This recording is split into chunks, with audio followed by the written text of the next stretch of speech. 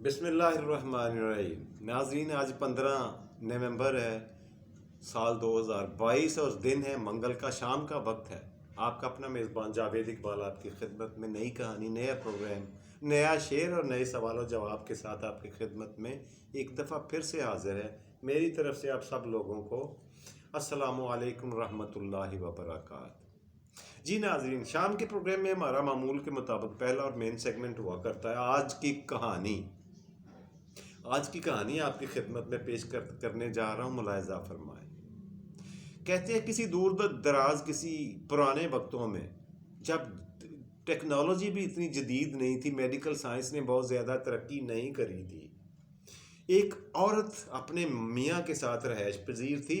وہ اپنے بچے کو لے کر ڈاکٹر کے پاس چلی گئی۔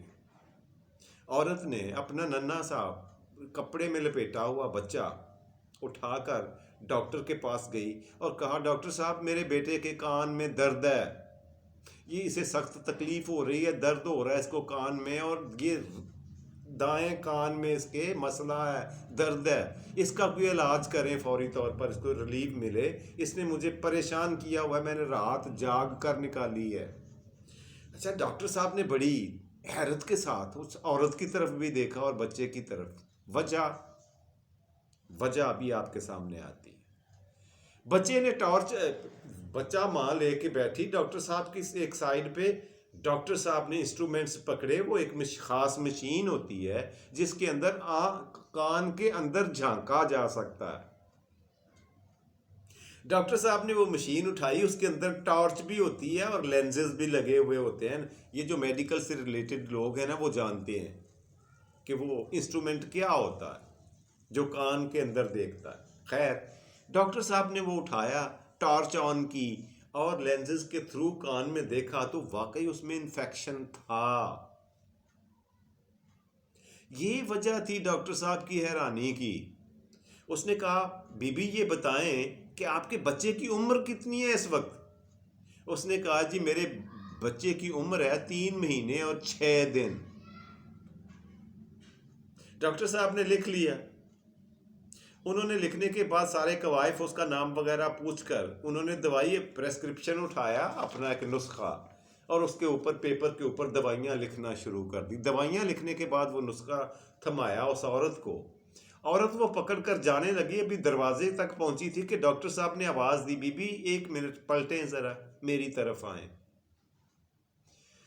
عورت واپس آئی، ڈاکٹر صاحب نے اسے اپنے پاس بٹھا لیا اور کہنے لگے، بہن بات یہ ہے، ایک بات تو بتاؤ، میں ڈاکٹر ہوں، بچوں کا اسپیشلسٹ ہوں، میں اس کی شکل و صورت دیکھ کر، اس کا رونا دیکھ کر نہیں جان سکتا کہ اس کو تکلیف کیا ہے جب تک میں اس کا جدید انسٹرومنٹس کے ساتھ معائنہ نہ کر لوں، چیک اپ نہ کر لوں۔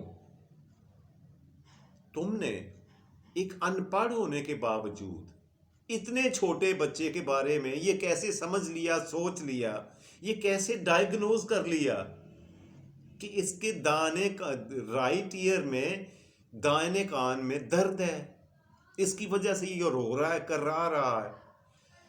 اس نے کہا، ڈاکٹر صاحب اب میں بیٹھتی ہوں، آپ کے سوال کا جواب بھی دیتی ہوں۔ آپ کان میں درد کی بات کر رہے ہیں، میرے بچے نے کب سونا ہے، کب جاگنا ہے، کب اٹھنا ہے، کب روتا ہے، کب سوتا ہے، مجھے ایک ایک بات کا پتہ ہے۔ میرے بچے کو بھوک کب لگی ہے، میرے بچے نے پخانہ کب کرنا ہے، پیشاب کب کرنا ہے، یہ بھی میں جانتی ہوں، اس لیے کہ میں ماں ہوں اس کی۔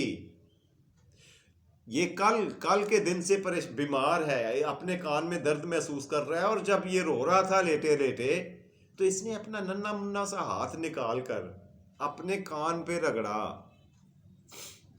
اور کان پہ جب اس نے اپنا ہاتھ رگڑا تو اس کی تکلیف میں اضافہ ہوا، اس نے اور تیز رونا اور زور زور سے رونا شروع کر دیا۔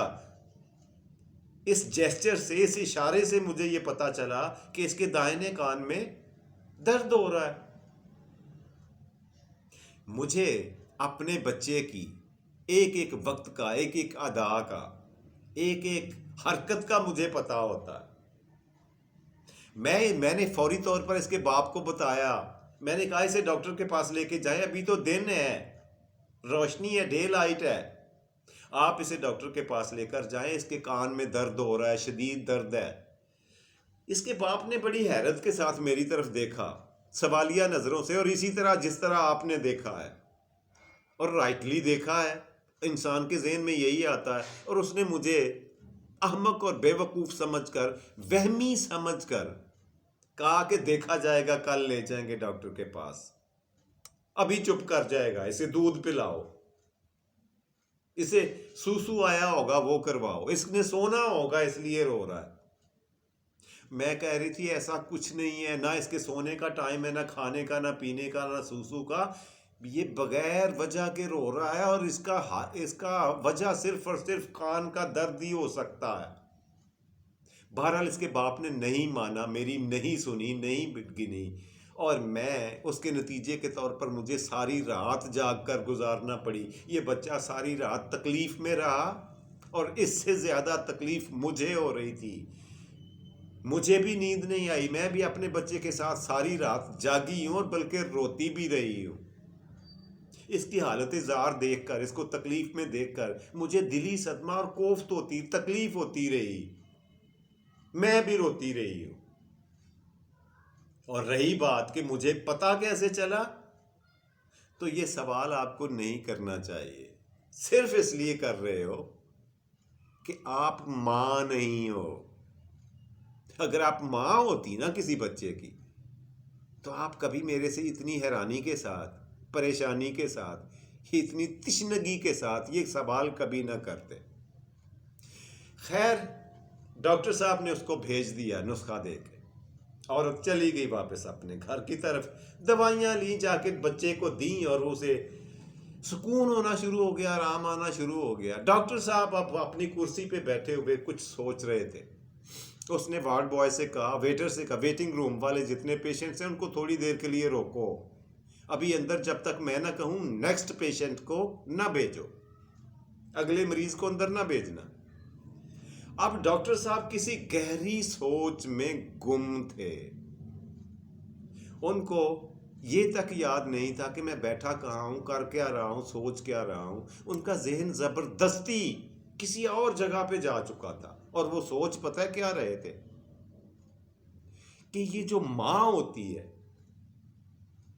یہ جو ماں ہوتی ہے 3.25 مہینے کے بچے کا اس کو پتہ چل جاتا ہے، اور میں تب سے اب تک اتنا بڑا ہونے تک میں نے اپنی ماں سے 20 مرتبہ جھوٹ بولے، یقیناً وہ میرے جھوٹوں کو جانتی ہے، پتہ ہے اس کو کہ میں جھوٹ بول رہا ہوں، لیکن اس کے باوجود کبھی اس نے مجھے تانا نہیں دیا، کبھی ڈانٹا نہیں ہے، کبھی مجھے میری بے عزتی نہیں کری ہے، مجھے ہمیشہ شفقت کی نظر سے دیکھا ہے، پیار کیا ہے، محبت ہی محبت دی ہے۔ یہ ماں ہوتی کیا چیز ہے؟ یہ ماں اگر نہ ہو نا، تو یہ دنیا ہی فضول اور بے معنی، بے رونق لگنے لگتی ہے۔ یہ ان سے پوچھ کے دیکھیں جن کی مائیں نہیں رہی اس دنیا میں۔ اللہ سبحانہ و تعالیٰ نے حضرت موسیٰ علیہ السلام سے کہا تھا، یہ دنیا کے واحد نبی تھے جن سے اللہ سبحانہ و تعالیٰ خالق کائنات، قادر مطلق، براہ راست گفتگو کیا کرتے تھے۔ اتنی عظمت والے رسول تھے حضرت موسیٰ علیہ السلام۔ جب ان کی والدہ کا انتقال ہوا تو ان کو غیب سے آواز آئی تھی، موسیٰ سنبھل کے چلنا، اور یہ جان لو، یہ مت بھولو کہ اب تمہارے پیچھے، تمہارے گھر سے نکلنے کے بعد تمہارے لیے دعا کے لیے اٹھنے والے ہاتھ زمین سے 6 فٹ نیچے جا چکے ہیں۔ اب تمہیں اپنے بل بوتے پر ایک ایک قدم اٹھانا پڑے گا۔ ماں کی وہ دعاؤں کا خزانہ اب تم کھو چکے ہو۔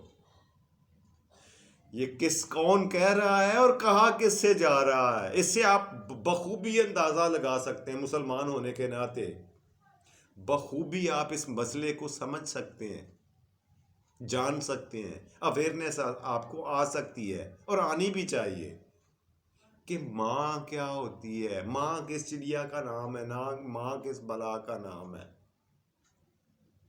اور یار جن کی مائیں زندہ ہیں، خدا کے واسطہ، خدا کا واسطہ، وہ ان سے دعائیں لے لو، وہ ان کی خدمت کر لو۔ میرے آقا کا فرمان عالی شان سن لیں۔ میرے آقا نے فرمایا کتنا بدبخت ہے وہ انسان، خاک آلود ہو اس بندے کی ناک۔ صحابہ اکرام نے پوچھا یا رسول اللہ صلی اللہ علیہ وسلم، یہ کس بندے کے بارے میں آپ نے 3 دفعہ کہا کہ اس کی ناک خاک آلود ہو؟ تو میرے آقا نے پتہ کیا جواب دیا تھا؟ انہوں نے کہا میں نے اس آدمی کے بارے میں بولا جس نے اپنے والدین میں سے دونوں کو یا کسی ایک کو زندہ حالت میں پا لیا اور ان کی خدمت کر کے جنت کا حقدار نہ بن سکا۔ ماں کی شان اگر بیان کرنے بیٹھوں گا نا تو یہاں سے بہت ساری باتیں پھر شاخیں نکلیں گی، اور پھر ہو سکتا ہے آپ بوریت کی طرف چلے جائیں۔ آپ کو میں نے کہانی مختصر کر کے بھی سنانا ہوتی ہے اور اپنا مدعا بھی بیان کرنا ہوتا ہے، اس لیے اگر کسی کو تشنگی رہ جائے تو اس ٹاپک پہ میں کم از کم 1 گھنٹہ آسانی سے بول سکتا ہوں، ماں کی شان کے اوپر۔ اگر آپ حکم کریں گے تو میں کسی دن یہ پروگرام ریکارڈ کر کے آن ایئر کروا دوں گا، لیکن میں نے آج کی کہانی کو آگے بڑھانا ہے۔ ماں کی یہ شان، یہ شوکت، یہ عظمت، یہ مرتبہ، یہ رتبہ جو اللہ سبحانہ و تعالیٰ نے خالق کائنات نے عطا کیا ہے، اور میرے آقا دو جہاں، فخر کونین، تاجدار مدینہ، تاجدار ختم نبوت، امام الانبیاء، احمد مجتبی، محمد مصطفیٰ صلی اللہ علیہ وسلم نے تصدیق کی، اور ہم لوگوں کو اپنے صحابہ اکرام کے ذریعے سے آگاہ کیا، اپنی مختلف بہت ساری احادیث کے ذریعے ہمیں بتایا کہ ماں کا رتبہ، مرتبہ اور شان یہ ہے۔ ان کے اللہ واضح طور پر ایک حدیث شریف میں آیا ہے، الجنت تحت الاقدام امہات، جنت جو ہے اس کی بات کرتے، اس کو تلاش کر رہے، اور تمہاری ماں کے قدموں کے نیچے جنت ہے۔ اور ہم دنیا کے کس کونے میں کیا پاپڑ نہیں بیلتے جنت کے لیے۔ علامہ اقبال نے کہا تھا، علامہ اقبال کا ایک مشہور زمانہ شعر ہے، فریب زندگی دے کر نکالا ہم کو جنت سے، فریب زندگی دے کر نکالا ہم کو جنت سے، دیا پھر ذوق جنت کا یہ حیرانی نہیں جاتی۔ جنت کو کہیں اور تلاش کرنے کی ضرورت نہیں ہے، دور دراز کا سفر کرنے کی بھی ضرورت نہیں ہے۔ اللہ سبحانہ و تعالیٰ نے اتنا بڑا احسان کر دیا ہمارے اوپر کہ ہمارے گھر میں ہمارے لیے جنت رکھ دی، کہ اپنی تھوڑی سی تگ و دو سے، کوشش سے، پیار سے، محبت سے، خدمت سے ڈائریکٹ جنت کا ٹکٹ کٹوایا جا سکتا ہے۔ اور پھر بھی جو آدمی ایسا نہ کر سکے، پھر واقعی پھر میرے آقا نے فرما دیا کہ اس کی ناک خاک آلود ہو۔ کتنا بدقسمت ہے وہ انسان، کتنا بدبخت ہے۔ لیکن واپس آتا ہوں اپنی کہانی کی طرف، اس طرح سے بات پھیل جائے گی، دیگر دائیں بائیں نکل جائے گی، اور پھر اسے سمیٹنا پڑے گا۔ کہ عرض یہ کرنا تھا کہ ماں کی، جب ایک ماں اپنے بچے کو اتنا دیر سے، دور سے اور قریب سے سمجھتی ہے، اس کا اتنا خیال رکھتی ہے، اور بیٹے کا بھی تو فرض ہے کہ جب وہ ہوش سنبھالے، جب اپنے پاؤں پہ کھڑا ہو جائے، تو پھر پتہ ہے کیا حکم ہے میرے قرآن مجید میں، میرے خالق کائنات کا، کہ ان کی آواز سے اپنی آواز کو بلند نہ کرنا۔ ایسا نہ ہو کہ تم اپنے سارے اعمال نامے کی تمام نیکیاں کھو کھاتے میں ڈال لو، ضائع کر لو اپنے ہی ہاتھوں سے۔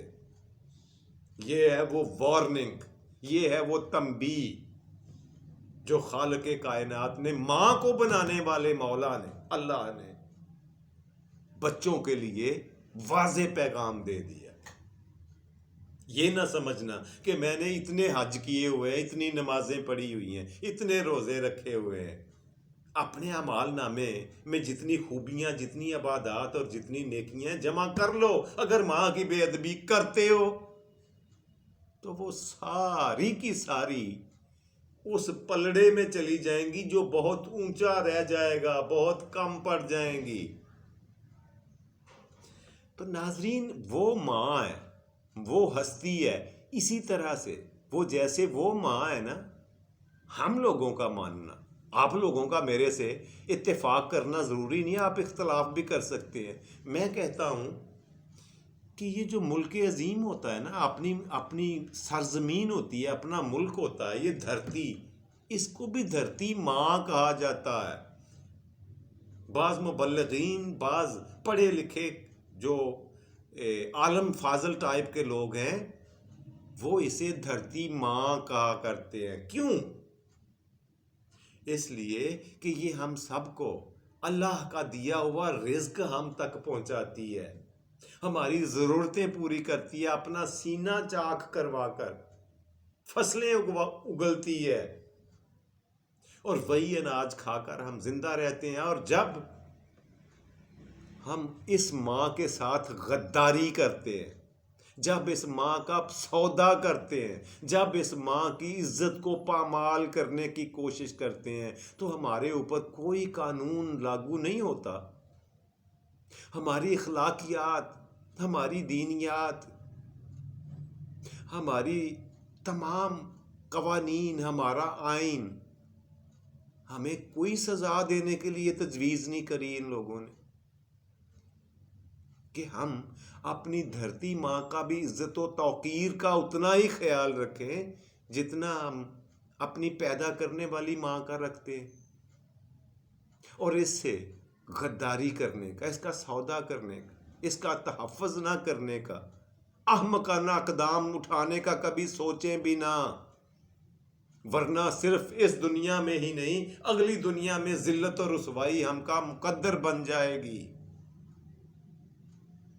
ناظرین، کہانی میں، کیونکہ ٹائم ختم ہو گیا ہے، میں یہیں پہ کلوز کرنا چاہوں گا آگے بڑھنے کی بجائے. پڑھتے ہیں پروگرام کے دوسرے سیگمنٹ کی طرف، اور وہ روزانہ کی طرح ہوا کرتا ہے آج کا سوال.